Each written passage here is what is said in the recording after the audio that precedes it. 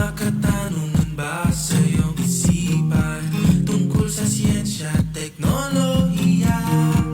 Ano mang kailangan mo sa iyong komunidad, basta't sagam may kasagutan. Di mo na kailangan pa umalis ng tahanan, baka malapit sa iyo. Atin ang tuklasan, mga bagong paraan sa ating mundo. Kaya sama ka, tabi ng talakayin ng mga bagay na ngayon walang matutuklasan. Halika na't may mga bagong kaalaman. Ito'y tungkol sa agham, tungkol sa siyensya at teknolohiya. Basta siyensya at teknolohiya, ayos na ayos sa dos. Mga katanungan ba sa iyong isipan tungkol sa siyensya at teknolohiya? Ano mang kailangan mo sa iyong komunidad, basta't sagam may kasagutan. Di mo na kailangan pa umalis ng tahanan, baka malapit sa iyo. Atin ang tuklasan, mga bagong paraan sa ating mundo. Kaya sama ka, tabi ng talakayin ng mga bagay na ngayon walang matutuklasan. Halika na't may mga bagong kaalaman. Ito'y tungkol sa agham, tungkol sa siyensya at teknolohiya. Basta siyensya at teknolohiya, ayos na ayos sa dos. The views and opinions expressed in this program are those of the individuals involved and do not necessarily reflect the official policy or position of Ayos na Ayos sa Dos Management. Isang agham na ramdam na hapon po sa ating lahat. Welcome po sa pinakabagong episode ng Ayos na Ayos sa Dos Season 4. Ito ang programang maghahatid sa inyo ng mga makbuluhang kwentuhan patungkol sa siyensya, teknolohiya at inobasyon. Kayo ay nakasubaybay sa DOST Central Luzon Facebook page, sa Radio Agree 90.1 FM, ang official radio station ng Philippine Center for Post-Harvest Development and Mechanization of PhilMec, at sa Access Network Community Channel. Ako po ang inyong lingkod, Lorraine Custodio, ang kasama ninyo tuwing Lunes alas 3 hanggang alas 4 ng hapon para sa ating makaagham na programa. Sama-sama tayo para sa isang oras na punong-puno ng kaalaman hinggil sa mga teknolohiya at inobasyong hatid ng Department of Science and Technology. Ako naman po si Dian Briones, ang makakasama nyo sa ating talakayan. Nandito muli kami, ang inyong weekly dose of knowledge and good vibes. Dito lamang yan sa Ayos na Ayos sa DOS Season 4. So, bago po ang lahat, ay nais po naming batiin ng isang makaagham na hapon ang kagalang-galang naming Regional Director sa DOS 3 Central Luzon, walang iba kundi si Dr. Julius Cesar V. Sicat. Good afternoon po, RD. Isang agham-daramdam na hapon din po sa aming mga Assistant Regional Directors, ARD for Technical Operations, ARD Romy, ARD for Finance and Administrative Services, ARD Belen, and ARD for Field Operations, ARD Maricel. So sa amin din pong mga provincial directors, pati na rin po ang lahat ng staff ng Regional Office and PSTOs ng buong DOST Central Luzon, isang makaagham na hapon po sa inyong lahat. Binabati rin po namin ang buong DOST Central Luzon S&T Promotion and Communication Unit under the leadership of PD Lady Mel B. Sicat. Hello po, SciCom team. And isang agham na ramdam na hapon din po sa lahat ng bumubuo ng PhilMec sa pangunguna ng kanilang Director 4 na si Dr. Junicio G. Alvendia. Hello po, Director, and hello rin po sa buong team ng Radio Agri. Nais din po naming batiin ang Access Network Cable TV na katuwang po natin every week. Pati na rin po sa lahat ng nakikinig at nanonood sa atin na ngayon. Isang agham na ramdam na hapon po sa inyong lahat. So, ayun po, last week ay naging very exciting yung topic natin kasi very friendly yung ating innovation naman talaga. So, nakasama natin last week si Engineer Jeremy C. De Leon ng Jeremake at pinakilala niya sa ating lahat ang kanyang innovation which is yung microscope. So, talagang napakawiti ng mga pangalan. Very Gen Z yung atake, no? Sa pagpapangalan pa lang ng company and ng mismong innovation ni Sir Jeremy C. De Leon. Ang microscope po ay isang portable keychain microscope kasi maliit lang po siya na pwede siyang ilagay or it can be placed in front of the camera ng smartphone, ng tablet, and even laptop at maaari po itong kaya niyang i-magnify yung mga organism or specimen from 125 times up to 400 times. So, can you imagine na yung isang bagay, ma-magnify niya ng 125 na beses hanggang 400 na beses yung isang specimen or organism na ipinakita pa nga, dinemo pa nga mismo sa atin ni Sir live last week at kitang-kita natin from that na very user-friendly siya. Na kumbaga mula bata hanggang matanda ay kayang-kaya talagang gamitin yung technology na ito or innovation na ito. Yes, tama ka dyan, partner. And very affordable din nga yung microscope na ito, di ba? Dahil kung ikukumpara mo ito sa isang full-blown na microscope and accessible din siya dahil bukod sa matatagpuan po ito sa iba't ibang mga physical stores ay pwede rin po itong i-check out via various online marketplace platforms. And tama nga, partner, sabi mo, di ba, napakadaling gamitin kanina. And oo, napakadali nga dahil dinemo nga sa atin ni Sir. Parang napakabilis lang din. Parang may ginanon lang si Sir. May kinlip lang. Yes. Tapos nilagay niya lang yung specimen. Tapos nakita na natin na yung parang yung isang langgam lang ata yun, biglang lumaki na sa ating view. So, napaka-useful, napakaganda po talaga nitong microscope. And alam mo, partner, natuwa talaga ako sa motto nung company nila, which is yung Jeremake nga. Dahil sabi nga ni Sir, their goal is to make everyone a scientist. Wow, yes. parang napaka-inclusive, di ba? Kung tutuusin. And syempre, maraming proseso yung dinaanan nun bago naging ganon ka ganda, ganon ka user-friendly, ganon ka innovative yung technology na yon. So for this week naman po ay syempre, hindi natin nahayaan na yung maging topic natin ay hindi ganon ka-relevant. Of course, gusto natin kapantay ng relevance ng mga topic natin before yung relevance ng topic natin ngayon. So, sa bansa natin na madalas dagsain ng mga bagyo at iba pang mga sakuna, napakahalaga po ng pagkakaroon ng malinis na inuming tubig. Sabi nga nila, hindi mo kayang mabuhay ng matagal na solid, na kumbaga hindi ka masustain ng solid food lang. Pero kumbaga kaya kang masustain kahit papaano ng water. Kumbaga mas kaya kang isustain ng water ng mas matagal kaysa yung solid food. So higit na mas importante pa ito sa mga kababayan nating nakatira sa mga remote areas na hindi ganun kadali para sa kanila yung accessibility ng potable water. Kaya naman may team sa DOST Industrial Technology Development Institute or DOST-ITD na nagdevelop ng isang portable, manually controlled at solar-powered na emergency drinking water system. So, from word na solar-powered, no, alam natin na napaka-relevant nito ngayon dahil nga sa ongoing energy and oil crisis. Because people are continuously finding ways para ma-harness yung energy through alternative means. And isa na nga rito yung renewable energy and specifically yung solar energy. Yes, tama ka dyan, partner. And I'm sure yung mga viewers natin narinig nila solar energy, wow, and tubig. Siyempre, sa atin, napaka-importante ng mga bagay na yun. So, yung na-excite na talaga ako sa topic natin for today's episode. Kaya naman, kilalanin na po natin yung makakasama natin ngayong hapon para sa makaagham nating talakayan. She is a highly accomplished chemical engineer with a master's degree in environmental engineering and a former DOST scholar, both at undergraduate and graduate levels. She is renowned for her expertise in industrial environmental management and sustainable technology development.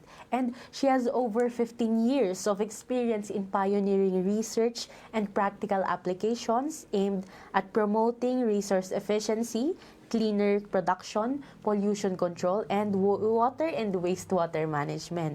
Isa nga po sa mga pinaka-notable na achievements niya ay together with her teammates in ITDI is the development of Safe Waters, a multi-awarded technology that transforms contaminated water into potable water without relying on electricity. Wow, napakaganda.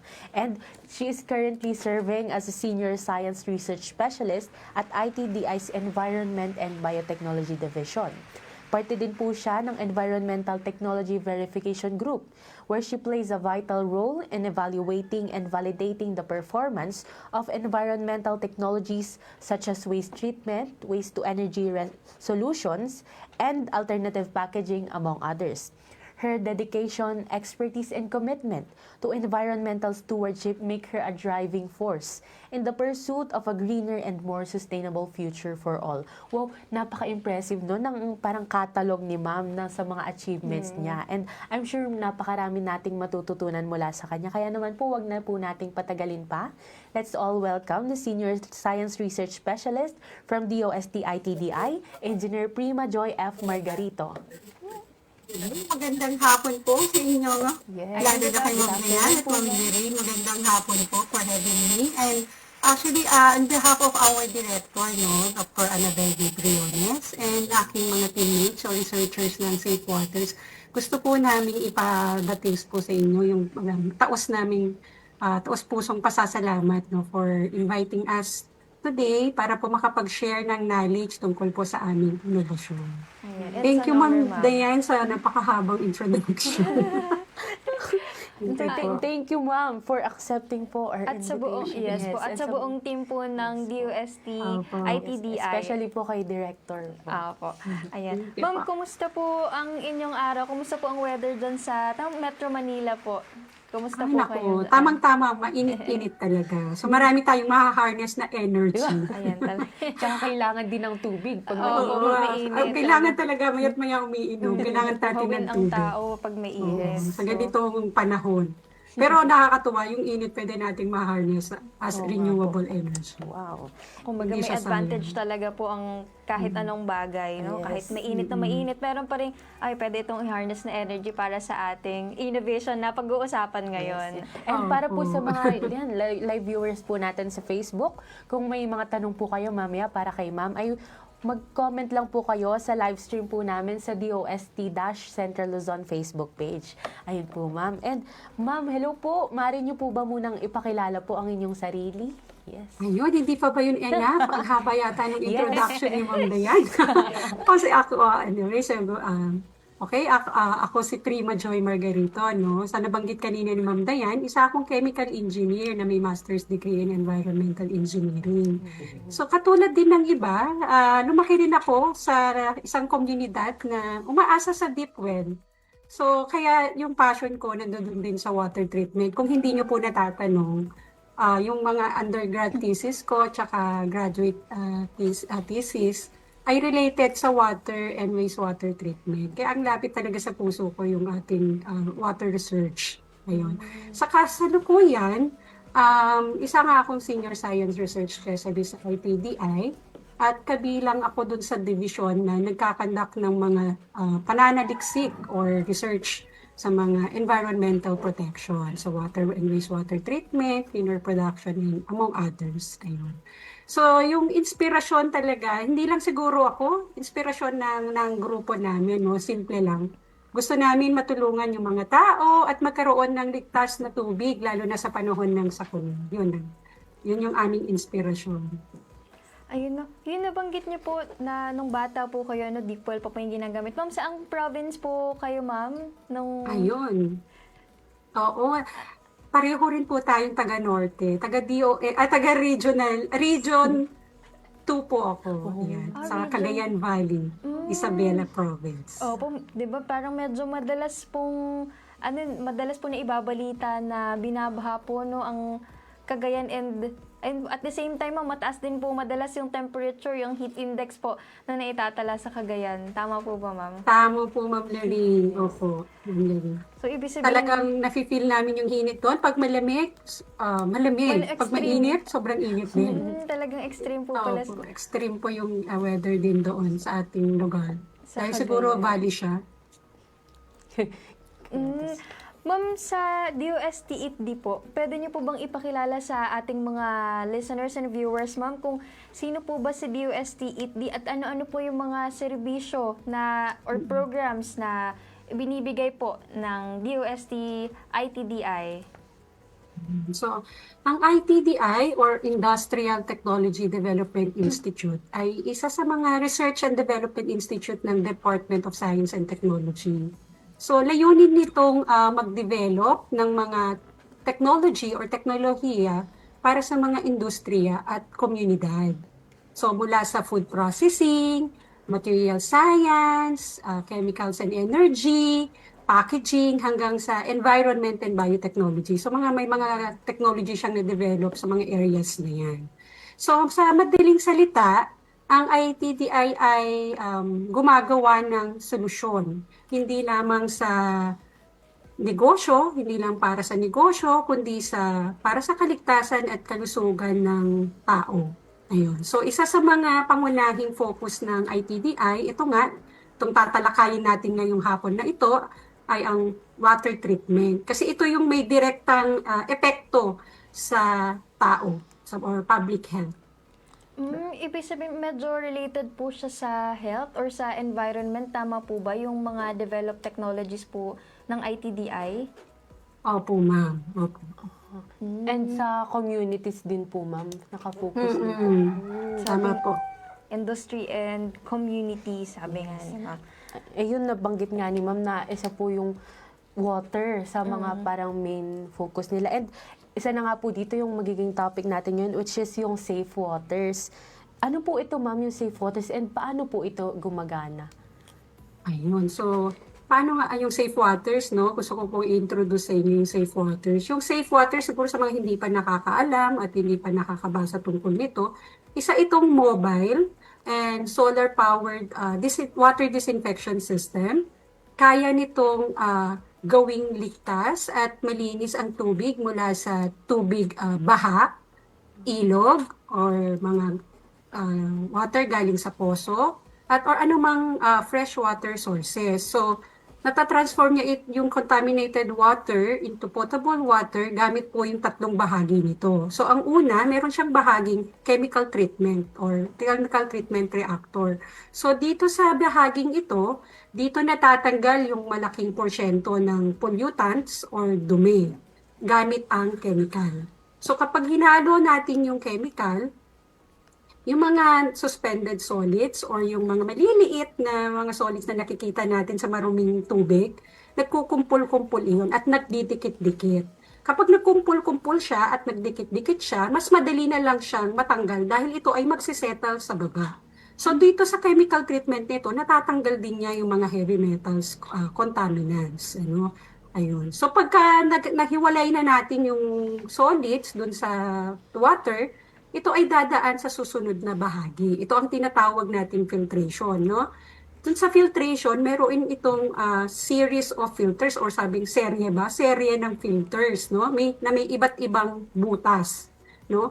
Dito natatanggal o nasasala yung mga suspended solids na hindi natanggal dun sa chemical treatment.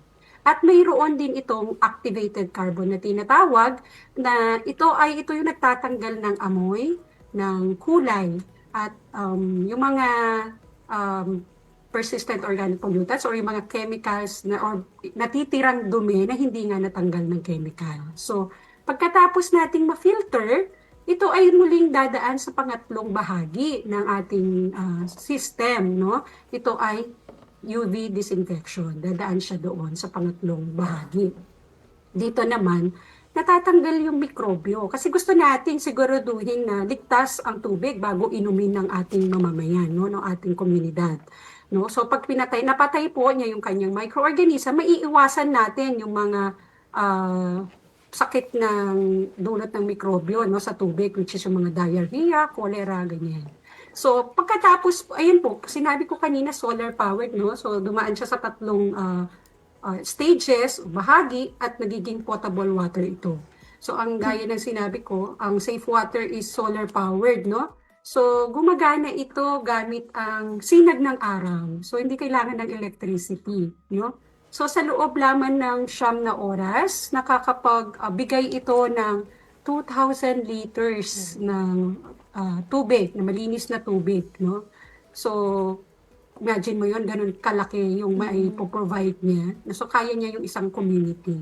At hindi lang dyan, no, bukod pa riyan, ito ay, ang kanyang operating cost ay napakamura. So, kung iisipin niyo po, 4 cents lamang kada litro, no? Kung nai-imagine niyo po yung isang, yung blue na container, yung binibili natin sa water refilling station. So, hindi ko to kinukumpara doon. Inire-reference ko lang yung cost, no?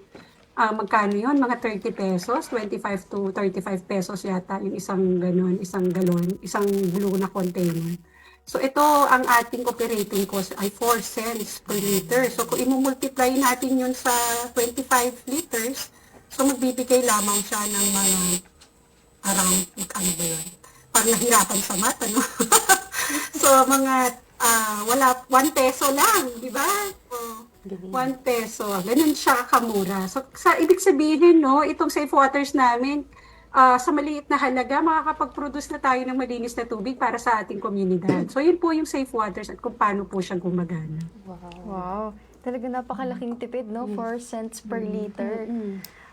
Ma'am, yung sa nabanggit niyo po, yun nga po, diba po, ulitin ko lang po yung sinabi ni ma'am na dumadaan po sa 3 main process. Una po yung chemical treatment, kung saan literal po na lalagyan na, may chemical po na ilalagay. Tapos, yun po yung magiging treatment natin, and yung mga suspended solids nga sabi ni ma'am ay yun yung magkukumpul-kumpul and masususpend sa baba. And next po na process ay yung filtration, kung saan meron pong iba't ibang stages ng filtration.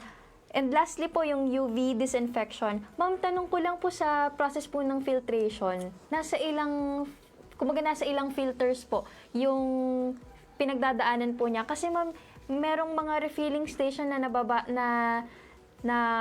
kikita ko po, parang way of advertising nila na napakaraming filtration na kumbaga binibigyan talaga nila ng count kung ilang filters po yung ginamit nila para para kumbaga i-prove na kumbaga dito kayo bumili as a way of advertising their water, yung sa refilling station po. Parang kumbaga nagdaan to sa 20 filters, mga ganon. So ito po, ilang filtration process po yung pinagdaanan po nito? Ito po ay dumaan lamang sa 3 sediment filter at 1 activated carbon. So 4 na klaseng filter, sunod-sunod na filter lang po yun. At nasiguro natin na potable yung na-produce natin. Kaya siguro naging mas mababa yung operating cost ng technology na ito. So, kumbaga, within 4 filtration systems pa lang talagang na-ensure na agad na, kumbaga, certain na tayo na ganun ka-safe yung water na napoproduce. Maano natin na hindi pala sa dami ng filter. Hindi pala sa dami ng filter. Kasi yun, sabi ni Ma, meron pa nga silang last process, yung UV disinfection. So, yun, chemical treatment, filtration, and UV disinfection. So, ma'am, paano naman po nagsimula or ano po yung nag-push sa team po ninyo na magkaroon po or magsimula po yung idea po para sa innovation na ito? And as a follow-up question po, yung paano po yung naging journey natin, ma'am, sa pag-develop po ng innovation po na ito? Journey talaga. Kasi mahaba-haba pong journey. So, actually, nagsimula. So, paano ba nabuo itong innovation ito? No? So, it's actually a team effort talaga. Pero siguro ikakwento ko na lang, no? Nabuo yung inobasyong ito bilang tugon sa kakulangan ng malinis na tubig tuwing may kalamidad. Ano? Sabi ko, nabanggit na kanina ni Ma'am Lorraine, no, na sa ating bansa, marami pong bagyo ang dumadaan sa atin. So roughly mga 20 typhoons every year, no? So at lumalakas pa ito dahil sa climate change. So napaka-critical yung access sa ligtas na tubig, no, para maiwasan yung sakit during calamities. Kaya naisip ng institute or ng DOST na gumawa ng isang teknolohiya na pwedeng madaling i-deploy, madaling gamitin at hindi siya nakadepende sa kuryente, no? So kung babalikan natin yung journey, no, 2016 pa lang nagsisimula na kaming magsaliksik tungkol dito. So nung nagkaroon ng malakas na bagyo sa Region 2 sa Cagayan Valley kung saan ako naggaling. So kinailangan naming magbigay ng agarang solusyon. So at that time, mano-mano pa yung proseso. So, gamit lamang ang isang balde, chemical, napili namin chemical nung time na yon, at isang stick, no? At isang katsa. So, yung katsa, yun yung ginamit na pang-filter. So, imagine mo, at that time, na-realize namin na kahit na during emergency pala, posible pala yung makadevelop ng emergency treatment ng tubig, no? Kahit sa simpleng paraan. Ayun. So, yun yung nag-start And then sumunod na taon, nagkaroon naman kami ng project na kailangan natin ng lutasin yung heavy metals contamination sa tubig. Ayan. So, ayun, sunod-sunod yun na pangyayari. And then, biglang naging mas malakas na yung mga sumunod na mga typhoon since then. Kaya parang mas lalong naging malinaw sa amin na kailangan ng mas matibay na solusyon sa kawalan ng tubig during calamity. So, gamit yung natutunan namin sa treatability studies, yung expertise po ng mga researchers, nabuo po namin yung tinatawag na Emergency Disinfection System. So, EDS, yan po yung kauna-unahang pangalan ng Safe Waters. So, Emergency Disinfection System.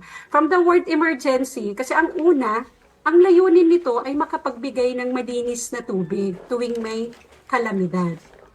Pero kalaunan, nakita rin namin na pwede rin pala siya sa mga liblib na lugar, dun sa mga remote areas. So, doon nagsimula yung paglalakbay ng teknolohiyang ngayon ay tinatawag na natin Safe Water. So, ayun po yung naging journey, very short journey since 2016. Gaya ng sabi ni Ma'am, nabanggit niya Ma'am na nasa 20 plus po yung bagyo na tumatama sa Pilipinas sa buong taon. Opo, halos nauubos po yung alphabet natin from A to kung saan umaabot W. Ayun po. So, nabanggit nga rin ni Ma'am na yung sa paggamit ng, kumbaga naisip nila na maging solar. Kasi syempre pag may baha, kadalasan naman po sa Pilipinas talaga pag tinamaan ng bagyo yung isang lugar ay brown out po yung kasunod. So expected na po yun. Hindi kumbaga minsan naghahanda pa lang para sa bagyo, minsan may mga lugar na as a safety precaution ay pin-off na po yung source po ng kuryente. Kaya talagang kumbaga yung mga tubig na napoproduce na ginagamitan ng kuryente. So niisip nila Ma'am na maging solar powered yung kanilang innovation. So very wise talaga ang mga taga DOST ITDI. And parang nabanggit din ni Ma'am na itong Safe Waters ngayon ay hindi siya Safe Waters dati. Ang tawag dati ay Emergency Disinfection System. Tama. EDS. Tapos parang ito ay parang nabuo na lang siya dahil nagkasunod-sunod yung mga projects nila na ay ganito pala yung kailangan, ganito yung sa tubig. Tapos hanggang sa nabuo na itong ang Safe Waters na tinatawag natin ngayon. And Ma'am, nung dinidevelop niyo po ito pong Safe Waters, ay ano po yung parang difference nung naging layunin niyo noon sa parang pangunahing layunin na po niyo ngayon? Parang yung mission ay ginagawa namin ito dahil ganito. Ano po yung parang naging difference, Ma'am?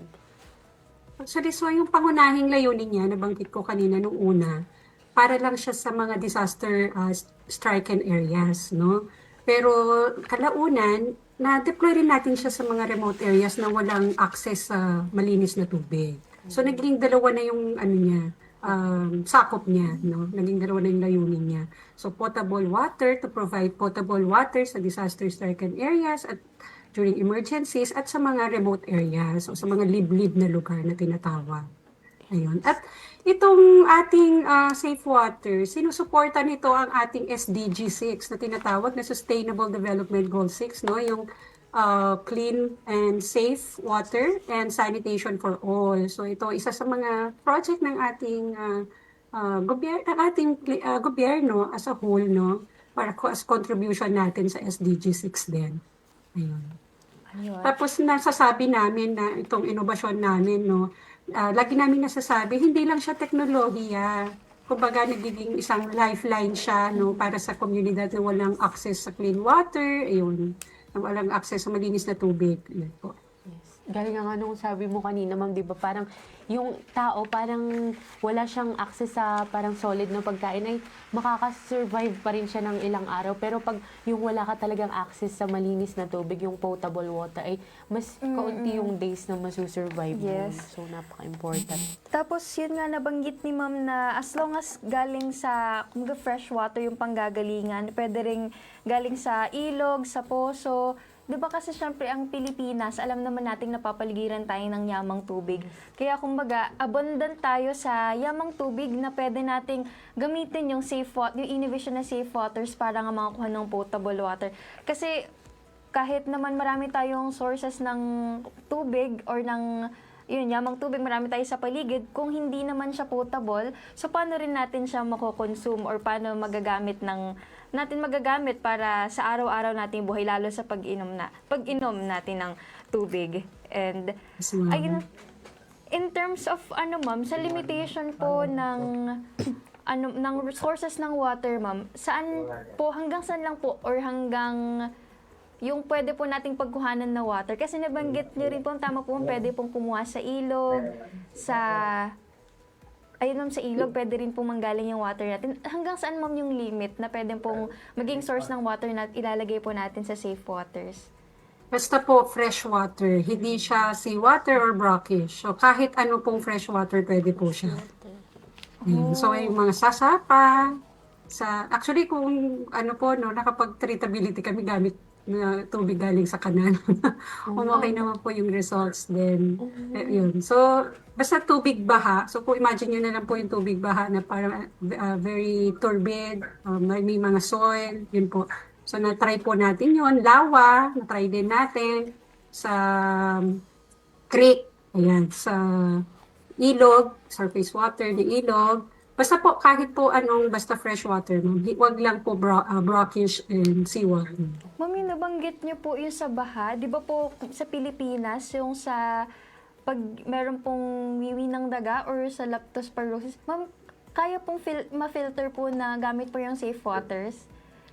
Yung Kaya po ganun, sa combination po ng treatment natin. Oh, ang galing.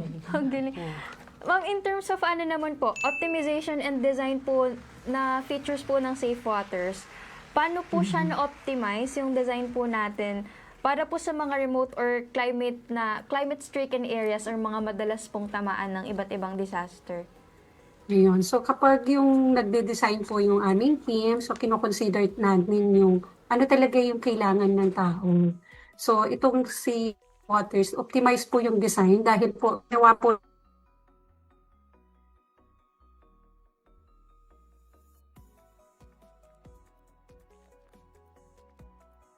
nakadepende sa kuryente, no? So, mayroon din siyang sariling baterya para po ma-ensure natin na kahit medyo hindi ganun kalakas yung ating araw, meron po tayong nakastore na energy sa baterya para ma-operate natin yung system. Tapos po, low maintenance din siya, kaya simple lang yung operation niya. So, madali siyang gamitin ng komunidad, no? So, yung disenyo natin sa safe waters, ginawa po natin siya para sa practicality. Yung madali siyang i-deploy, madali siyang i-operate, at sustainable. Deployment activities namin, no, na-observe po namin o nakita po namin na sa barangay level o community level, kaya po nilang i-operate yung system. So masasabi natin na hindi po kailangan ng mataas na technical expertise para po i-operate yung system natin. Kaya yun, optimize yung design at features ng safe waters para sa mga remote and climate-stricken areas. Totoo, ma'am, kasi hindi naman po lahat ng remote areas natin or hindi naman lahat ng communities natin merong technical people na kumbaga matatap nila anytime po na kailanganin. Kasi hindi naman po araw-araw din yung mga technical people or merong technical people sa isang community. Sabi nga ni ma'am, low maintenance. Ma'am, ilan po yung need mag-operate po ng safe waters para po magamit po siya, yung whole operation niya, ma'am? Actually, kaya siya ng isa. Pero gusto natin lagi may kabady system yung ating operator. So yun, dalawa yan. Pero kaya siya ng isang tao lang. Yung in terms of training, ma'am, ng mga, kumbaga po, pag i-deploy na po siya sa isang community, mga ilang oras po yung training? Matagal po ba yung training niya, ma'am? Or mabilis lang po dahil nga nabanggit niya po na kumbaga low maintenance po siya and user-friendly po kaya i-operate ng isa and dalawa para mas safe and mas convenient po? Yung sa operation, actually hindi pa umabot ng half day. Kung operation lang po yung pag-uusapan natin. Ayun po. Pero kung gusto po natin nung in-depth training, like kung gusto natin yung para mas maintindihan, bibigyan natin sila ng background ng study, yung may lectures, pwede pong 2 days. Pero yun yung may mga discussion nga ng mga lectures. Pero kung yung operation lang, wala pa pong half day. Wow, mabilis lang talaga. Mabilis Oo. lang siyang gamitin.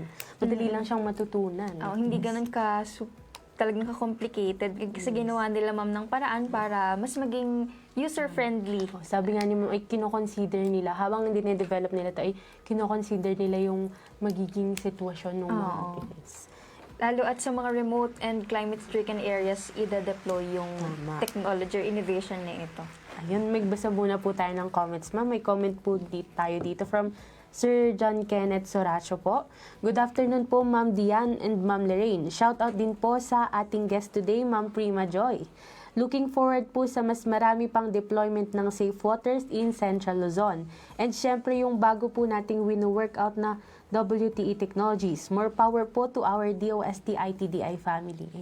Thank you po, Sir Kenneth. Thank you po, Sir Kenneth. Sa lagi pa sa mga support niyo po. Continued support sa amin. From DOST Pampanga po, si Sir Opo. Kenneth. Sir Hello Kenneth. po. Ayan. Very supportive po sila, Sir Kenneth, sa amin. Wow. Tapos, meron din po dito, may commercial para kay Miss Dian Biones from Ma'am Lariosa Edgeline. Hi, Dian Esther Biones. Hi po. Maraming fancy Miss Dian. So, Ayun po, ma'am. Di ba kanina nabanggit po natin na deployed na po itong Safe Waters nga sa iba't ibang mga lugar sa Pilipinas po. Saan pong mga lugar na po ito deployed? And ano naman po yung mga naging feedback po, ma'am, nang nakagamit po nito? Yun, ma'am, no? So, referring sa deployment po, no? As of February 2026, meron na po tayong 30 units na na-deployed sa iba't ibang lugar mula sa Luzon, Visayas at Mindanao. So, sa Luzon, meron tayong Region 1, through Region 1 sa Ilocos, Batangas, La Union, Region 3, ayan, sa Tarlac at sa Lubao, sa Pampanga. Meron tayong NCR, yun yung aming kauna-unahang deployment sa isang city. Rural, masusurprise talaga kayo kasi rural-like area siya na nasa urban or nasa city, Quezon City, no? Yun, meron tayo sa NCR. Meron tayo sa 4A sa Tanay Rizal at sa Agoncillo, Batangas. Marami rin tayong deployment sa mga islands, no? Sa Bicol region, mga Basbate, Catanduanes, yan, meron po tayo diyan. At hanggang sa Mindanao, meron tayo sa Caraga at Zamboanga, no? So, ganun na kadami yung ating na-deploy na units sa tulong po ng ating mga regional offices. Ngayon po, talagang very din po supportive ang ating regional offices through their community empowerment through science and technology. Kaya ang dami nating na-deploy through them, no? At may mga iba-iba, may mangilang-ilang ding LGU na sumuporta din sa atin. So, nagpapasalamat po talaga kami sa DOST regional offices at LGUs, no? Kaya ganun na kadami yung ating na-deploy. At ikukwento ko nga yung deployment natin na nangyari dyan sa DOS, sa Region 3, no? So, meron tayong doon sa Tarlac, no? Thank you po sa ating director, kay Director Julius Sicat, no? Sa pagpondo sa ating proyekto na ginawa natin noon sa Tarlac, no? Through PSTO office, PSE office, no? Through under ni Ma'am Karen Dali. So thank you din kay Ma'am Karen at sa kanyang mga staff, kila Ma'am Christina. We completed the project talaga. So hindi possible po yung ating deployment sa area na yun because of that funding. So, natutuwa kami na nagkaroon kami ng deployment doon kasi nakita namin, ito yung sinasabi ko po sa inyo, ma'am, na nakita namin na pwede pala din itong technology para sa mga remote areas o liblib na lugar. Kasi na-deploy po natin siya doon sa mga IP communities natin. Yun. So, napatunayan natin na pwede din pala siya doon. So, yun po, very thankful kami, no? And then, kung ano po yung mga feedback ng mga nakagamit, ito yung hindi namin matatawaran. Kasi, during deployment, no, makakaiyak ka talaga. Hindi ka makakaiyak pero nakatawa ako, no. So, pero actually, during deployment, nakita natin marami pala tayong kababayan na walang access, may tubig pero hindi siya potable. So, alam mo yun, tapos kailangan pa nila maglakad ng pagkalayo-layo para lang makapag-collect ng tubig. So, yun, na very thankful ako kay Lord na nakasama rin ako sa team namin para po maging isang instrument para po makatulong sa ating mga kababayan no, through this innovation. So habang nakikita ko po yung mga tao doon, tapos alam mo yung thankful nila na parang nagbigay ka ng pag-asa sa kanila na pwede naman pala magkaroon sila ng source ng sariling na isang mapagkukuhanan ng malinis na tubig through this technology. So nakikita mo yung ngiti nila, yun po. So parang napaka malaking ginhawa po yun na sa pakiramdam, no, na makita yung kanilang positive feedback sa ating technology. Tapos doon po din po sa mga rural areas na napuntahan din namin na nagsabi talaga sila na very thankful sila na nagkaroon sila ng sariling source ng malinis na tubig. Ayun po. Yun ang ating mga feedback po ng mga nakagamit na. And then dun sa mga disaster-stricken areas, katulad ng mga maliliit na islands, no, napuntahan po ng aking mga teammates noon, no, kung ilang oras natatawirin mo yon para lang makarating ka dun sa area. No? So imagine mo, wala silang mapagkuhanan ng tubig kung galing pa sa mainland yung kanilang tubig. So titipirin nila kung ano yung meron sila na tubig. No? Tapos dahil mahal din siya. Tapos malayo pa bago sila makakolekta o makakuha. Ayun po. Yun. Minsan po talaga may mga bagay na natitake for granted natin pero para sa iba talaga, kumbaga yun pala yung buhay nila. Kaya mas nagkakaroon ng deeper meaning yung work na ginagawa natin. Kaya thank you rin po ma'am sa inyong mga initiative and innovation na ganito ng inyong team para po sa ating mga community na hanggang ngayon ay wala pa pong access or enough access for potable water. And napakahalaga rin na dahil dati nga, di ba, nag-start lang po ito as yung parang as a response sa mga disaster na stricken areas. Pero ayun, parang ang ganda na isip din na para perfect din ito sa mga nasa remote communities kasi ayun nga, hindi rin ganun ka dali yung access nila sa malinis na tubig. So, ayan, napakaganda po talaga, ma'am, ng initiatives po ng ITBI, ng Safe Waters po na ito. So, in terms naman po, ma'am, meron pong mga existing na water disinfection systems na ginagamit na rin po sa ibang remote areas and also sa mga madalas pong tamaan ng calamity. Ano naman po yung pinagkaiba ng Safe Waters sa existing water disinfection systems? Ito po lagi yung tinatanong talaga, no, kapag nagde-deploy talaga kami. Yung Safe Waters ay kakaiba dahil ito ay solar mobile. Pwede natin itong dalhin kahit saan, kahit sa liblib na lugar o kung saan nangangailangan. Solar powered siya, so hindi siya nakadepende sa ating grid or electricity. Kaya pwedeng gamitin siya kahit sa liblib nga na lugar. No? So yun yung kanyang difference kasi yung ibang systems, naka-stationary lang siya. So ito solar and mobile.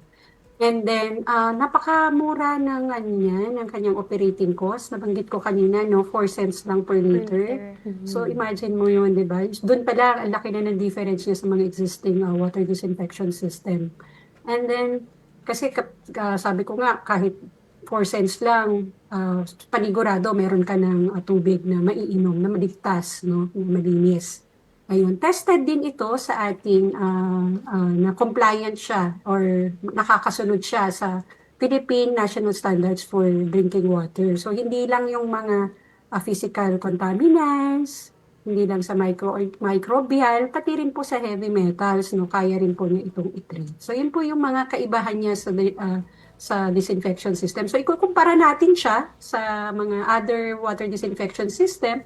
Ito ay mas practical, mas sustainable, at mas abot kaya ng ating bulsa ang Safe Waters. Ayun. So, pwede rin namang complementary sa existing. So, pero kung sa features, ito yung mga kaibahan niya. Yun po.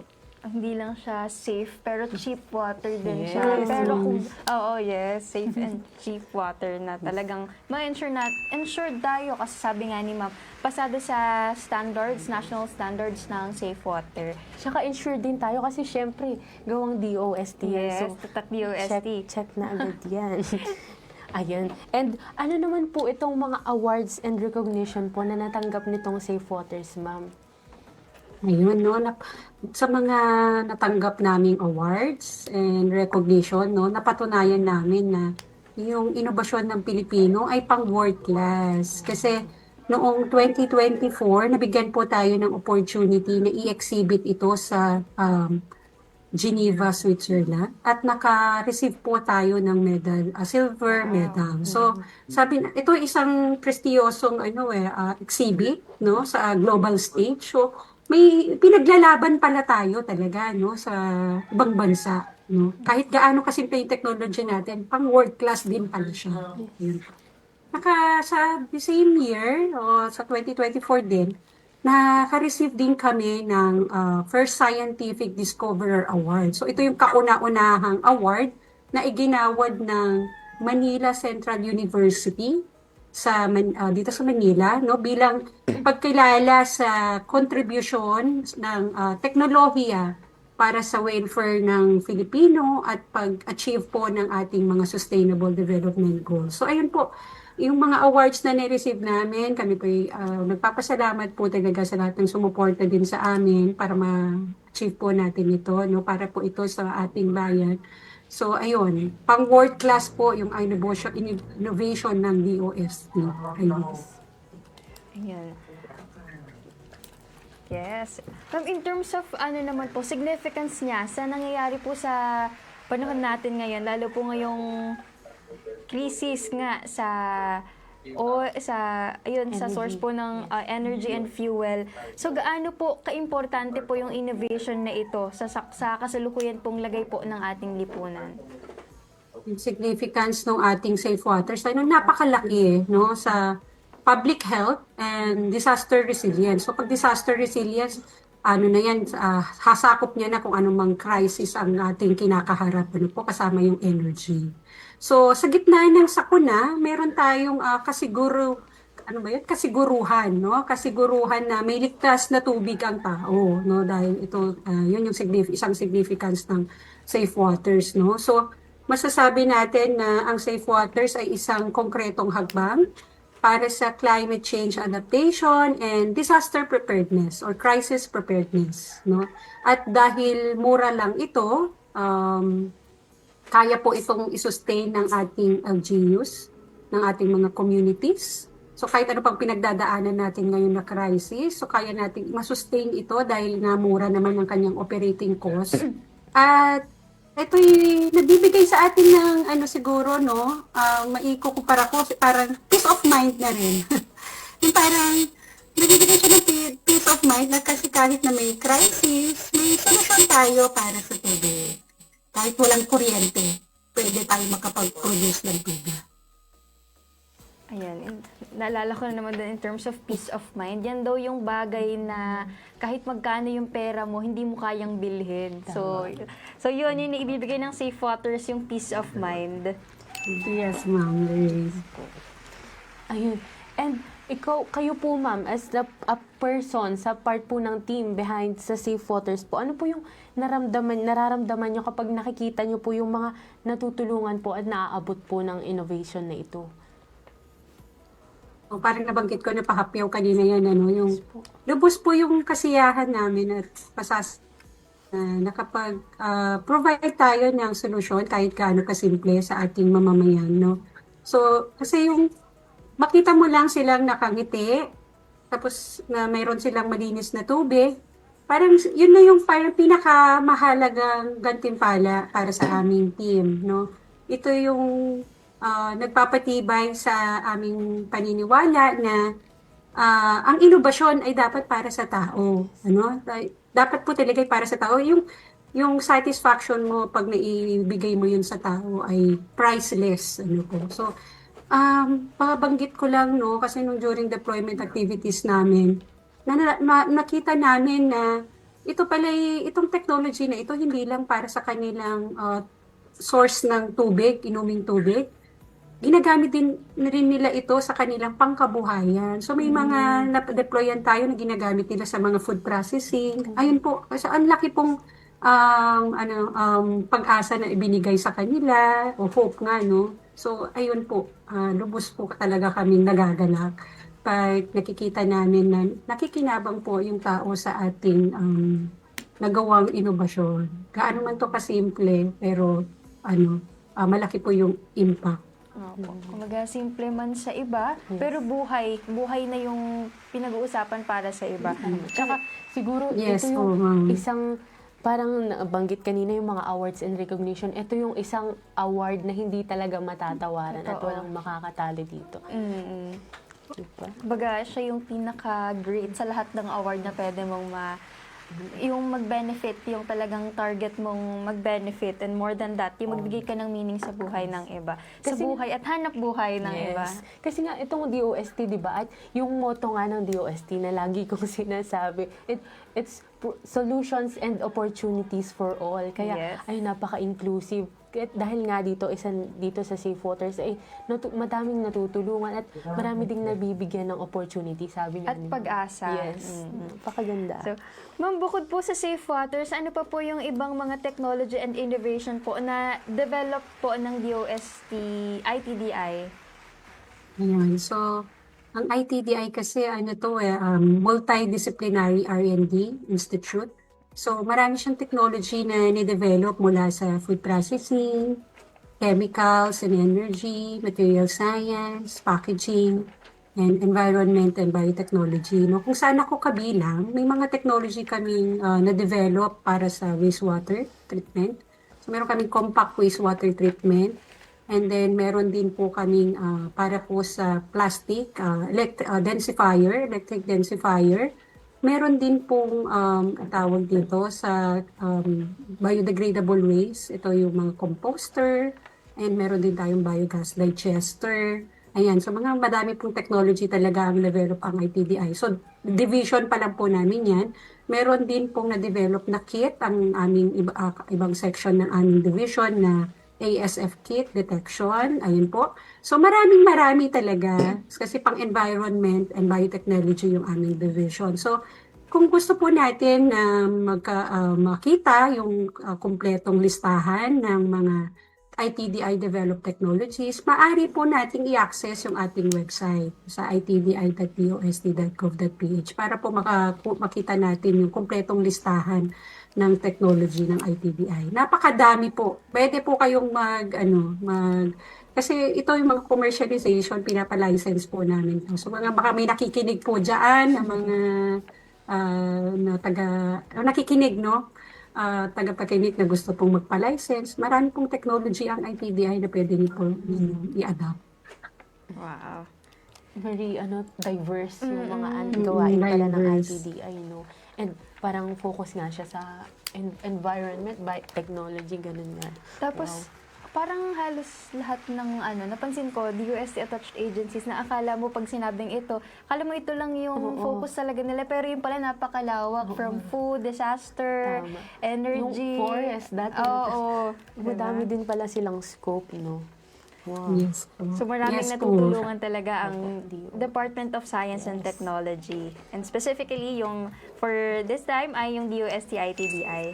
Ayun po, ma'am. Ayun, nabanggit nyo nga po kanina. Pero ulitin po natin para sa po ng mga viewers, ay sa mga interesado po, ma'am, sa innovation po na ito. Saan po sila pwedeng magtungo or sino po ang pwedeng kontakin? And additional question ko lang po, baka po may mga gustong itanong ito. Parang magkano po yung aabutin, ma'am, sa innovation po na ito?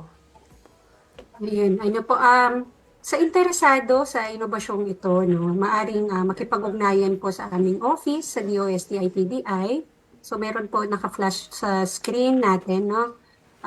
At pwede din po sa mga DOST regional offices kung nasaan po kayo. Pwede po para sa partnership kung kayo po interested sa technology transfer or deployment request. bukas po kami sa anumang collaborations, no? Para mas marami tayong komunidad na matulungan. Yun po. So, ayan, may naka-flash po sa screen natin yung ating contacts, no? Pwede niyo po kami i-contactin. Pwede ko din pong mabanggit na ay yung tanong ni ma'am ay kung magkano po, no? Actually, guide lang siya kasi guide lang po ito sa mga licensed fabricator natin. Dati may licensed fabricator kami, but this technology ay nadeklara na siyang public good, so open access na siya. So for the guide lang, no, hindi ito fixed po yung amount. Roughly po 375,000 po yung isang unit sa Safe Waters. So, hindi siya fixed kasi depende po sa lugar. Kasi nga, di ba, pag sa Luzon, Visayas, Mindanao, magkakaiba po yung cost ng materials kasi may Transport, di ba, yung yes. binibenta na materials dito sa Luzon, iba po ang presyo sa Visayas, iba din po ang presyo sa Mindanao. Yes. Kaya po, magva-vary po siya. Depende sa fabricator, ma'am. Tama po ba? Yes Ayun. po. Sa nag-manufacture. So, yun, meron po, ayan. So, ito po, basahin lang po muna natin yung ibang, dito, ibang pagbati po. From Sir Teo Dalusong, shout out po from DOS in Nueva Ecija. Hello po, Sir Teo. And from Sir Richard Santiago, shout out po with 2 exclamation. Hello po, Sir Richard. Ayun. Wow. So, meron ba tayong question dyan, partner? I think, Parang naging klaro po sa ating mga Dahil- viewers and listeners yung ating topic. napaka-clear talaga ng explanation ni Ma'am. At ako, kasi wala naman akong, parang hindi ako from a science background, pero nagigets, naintindihan ko yung mga explanation. Kasi ni Ma'am. direct to the point Yes. yung ni ma'am, mga discussion, naging discussion, and very comprehensive. And very, parang may human touch din dahil nalaman natin ganito nga yung mga nakwento sa atin ni Ma'am kung paano siya naantig yung puso niya sa mga natulungan nitong Sa mga beneficiary ng Safe Waters. Wow. So, ayun ma'am, thank you so much po sa pagpapaunlak sa amin bilang aming guest for episode 11. Tama, partner, episode 11 na tayo. So, maraming salamat po sa buong team ng DOST ITBI. And thank you po kay Director po ng DOST ITBI. Baka po meron po kayong gustong batiin, i-shoutout, pasalamatan. And Feel free, i-promote ma'am. po, And ma'am. i-promote, ma'am. Yun. So, syempre, nagpapasalamat po ulit kami sa DOST3 sa inyong imbitasyon sa amin para po makapag-share ng information tungkol sa aming inobasyon, no?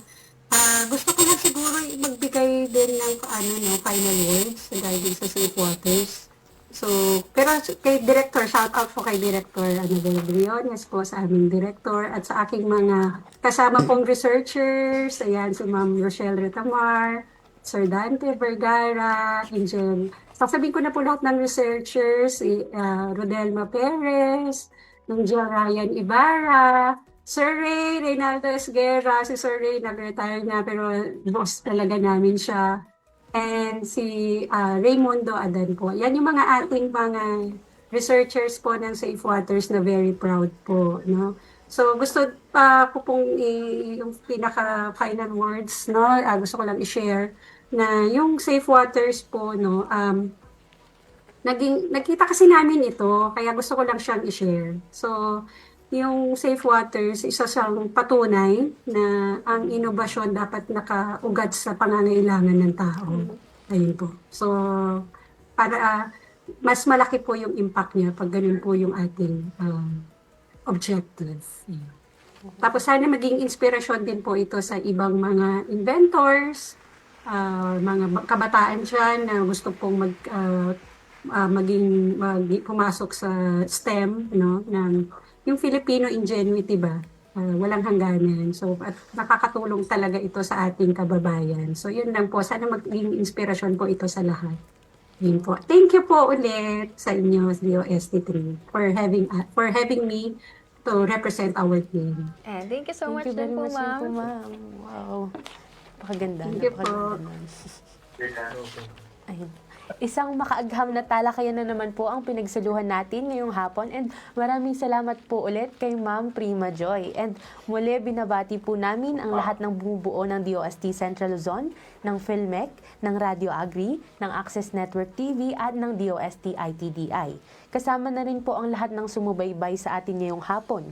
Ang mga kasama po nating nakinig at natuto. Isang agham na ramdam na hapon po sa inyong lahat. Mga kaagham, huwag po natin kalimutang i-follow ang aming Facebook page, ang DOST-Central Luzon sa Facebook, YouTube at TikTok para manatiling updated po sa aming programs and activities, pati na rin po ang Facebook pages ng aming mga PSTOs, ang DOST Aurora, DOST Bataan, DOST Bulacan, DOST Nueva Ecija, DOST Pampanga at DOST Zambales. So paki-invite na rin po ang inyong mga friends na mag-follow po para updated din sila sa mga serbisyong hatid ng DOST Central Luzon. At nais din po namin ipabatid na maaari niyong balikan ang replay ng aming mga episodes sa Radio Agri 90.1 FM PhilMec YouTube channel at mapakikinggan niyo rin po ang mga ito sa kanilang radio tuwing weekend sa Radio Agri 90.1 FM po. At muli maraming salamat sa pagtutok sa ating talakayan. Hatid namin ang iba't ibang serbisyo patungkol sa siyensya, teknolohiya at inobasyon ng DOST. Sa ngalan po ng aming Regional Director, Dr. Julio Cesar V. Sicat, ako po muli si Dian Briones. At ako naman po si Lorraine Custodio, ang nakasama ninyo ngayong hapon sa ating programa. Muli niyo kaming subaybayan sa araw ng Lunes, alas 3 hanggang alas 4 ng hapon sa programang maghahatid sa inyo ng weekly dose of knowledge and good vibes. Sama-sama ulit tayo next week, dito lamang yan sa Ayos na Ayos sa DOST Season 4. May mga katanungan ba sa iyong isipan tungkol sa siyensya at teknolohiya?